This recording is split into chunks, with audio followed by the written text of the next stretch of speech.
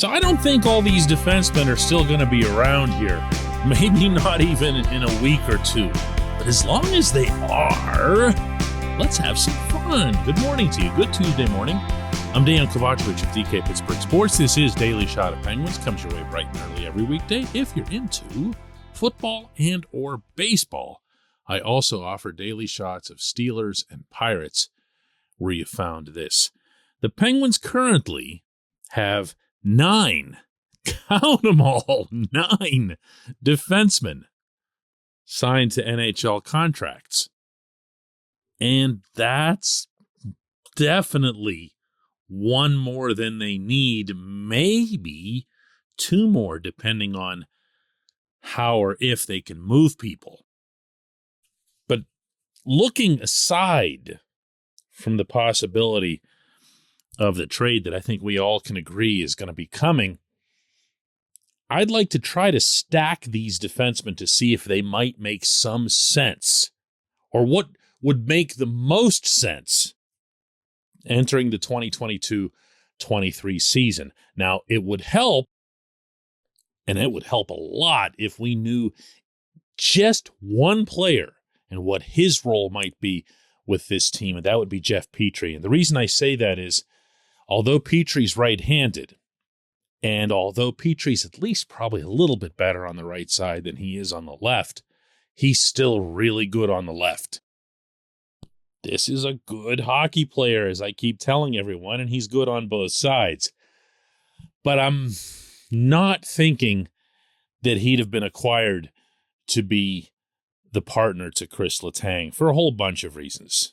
In addition to the lefty-righty thing, Letang's history has tended to be one where he's paired with somebody, well, who is lefty, first of all, but second, who feeds off of him and reads his rushes and benefits from his own ability to start a rush with the other defenseman.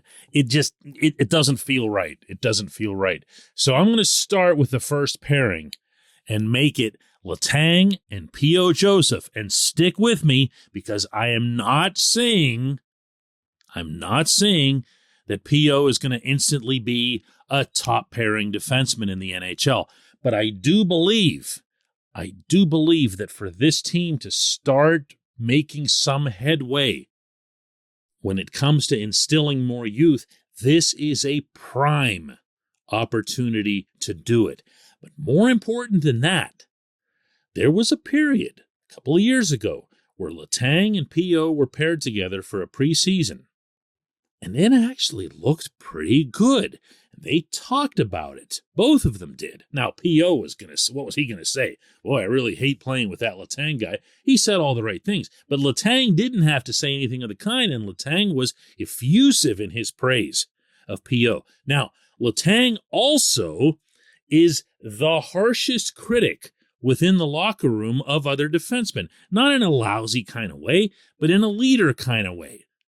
And he might be just the right guy to get P.O. up to speed, up to NHL speed, understanding what the expectations are at this level, understanding what the expectations are of being on the top pair. Theoretically, your shutdown pair. I kind of like this. This portion of Daily Shot of Penguins is brought to you by the good people at the Greater Pittsburgh Community Food Bank, where they're committed to providing food for all of our neighbors in need across Western Pennsylvania. They, in turn, need your help. Find out how $1 can be turned into 5 full meals for those in need. Visit pittsburghfoodbank.org. Let's go to the second pair and presume safely, I'd say, that Petrie will be the right-handed component to that. And then, this is where I am going to kind of take the liberty with the looming trade and say that it would be Dumoulin/Pettersson on the left side here. Makes sense? If you think about the way the roster was structured before the recent moves, it was going to be Matheson and Marino, or Pettersson and Marino, or something like that, had Matheson stayed up on the top pairing. This way, you're putting Petrie where he belongs, and you're putting a partner there who'll probably be someone you'd comfortably fit into a top 4 setting. Because as we've seen with Mike Sullivan's assignments within games, I should say Todd Reirden, although these things get decided before a game and Reirden just basically acts on the head coach's wishes as far as ice distribution, you will always see a significant gap between the second pair and the third pair when it comes to ice time. So I'm going with Petrie and Dumoulin / Pettersson. Is that fair? All right. Third pairing. I'll start with Jan Rutta on the right side. And that might sound like a demotion for him, considering that he was Victor Hedman's partner more often than not with the Lightning, but he didn't get Hedman's ice time in any way, shape, or form. Hedman was out there for all special teams and everything else. So Rutta was more the quiet, keep everything calm type of defenseman. And the Tampa Bay coaching staff utilized him wisely and appropriately. So the Penguins didn't get him for nothing. Okay, he didn't come cheap. He's going to play. He's going to be one of your top 6, and this is the place for him to be. So where does that leave us with all these other defensemen? First, I'm going to rattle them off. Ty Smith, he's the player who came from the Devils in the Marino deal. Now, I could see a situation where they'd want to try to restructure his game. The New Jersey management lost faith in him. He was seen just as a one-way guy, and it was all offense. You can work with mobility. Reirden has done magic with guys like Ty Smith in the past, but does that mean he's a top 6 guy? Then you've got Mark Friedman. You've got Chad Ruhwedel.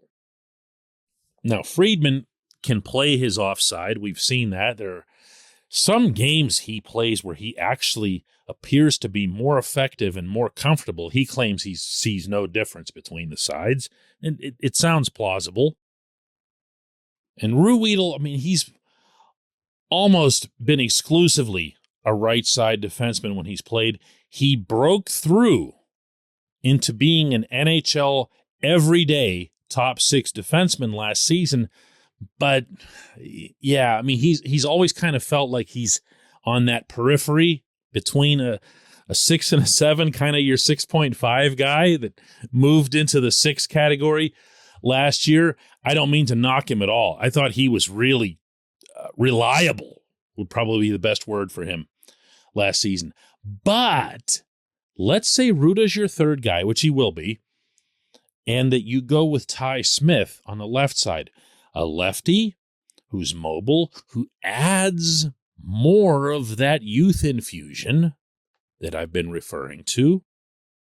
And you can use that third pairing role as a way of kind of tying the player down, anchoring them to a more boring approach to the game, certainly when they don't have the puck. This is a lot of what Reirden was doing with Matheson last season. When he was in his own end, Reirden just told him basically, don't be all that active. You know, if it's on your side, if you think there's a 50-50 puck, chances are with your skating, you can get to it first, but otherwise don't go nuts. Don't just go helicoptering around the zone. If you do that with Smith and you get the offense that you want from him, and you make sure that out of all of this group, and this is kind of important, that you've got enough, you've got 4 defensemen who can kill penalties. Don't forget about that. This could be interesting. When we come back, J1Q.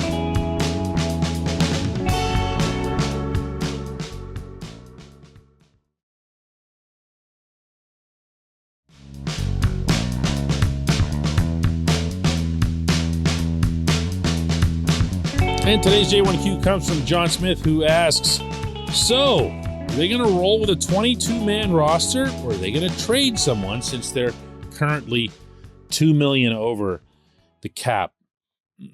You can, for anybody who doesn't know, play in the NHL with a 22-man roster. And what John's referring to there is that it's either 22 or the maximum is 23. You don't have to carry the 23rd player. Some teams choose to do that. A lot don't.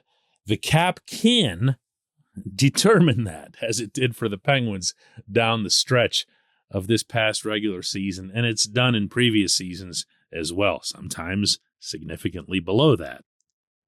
And this is where I think Friedman might have a little bit of an advantage over others, in that we've seen Sullivan use him sparingly, but occasionally up front, always in an emergency. But that's how these things tend to go, and that's why you carry an extra forward and an extra defenseman. So, for a game, you're obviously dressing 12 and 6, but you carry 13 and 7.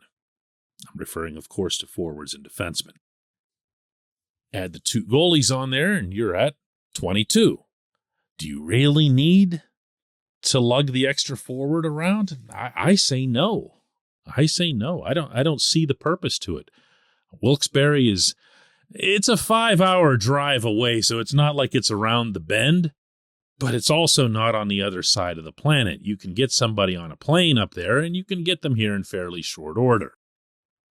Also, it remains to be seen if or how the NHL will approach any sort of continuing COVID adjustments to the roster, allowing teams, for example, to carry around a taxi squad as they've done in the past.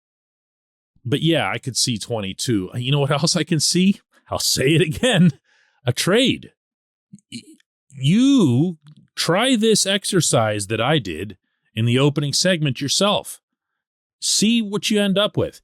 You can say, hey, you're going to have Dumoulin on the second pairing and Pettersson on the third pairing, but then all the guys that you're leaving out, Ruhwedel, Friedman, Smith, no, it just doesn't make any sense. It really doesn't. Especially not with the existing needs that remain up front. I am going to stubbornly continue to insist that this team needs to add one more forward of significant quality.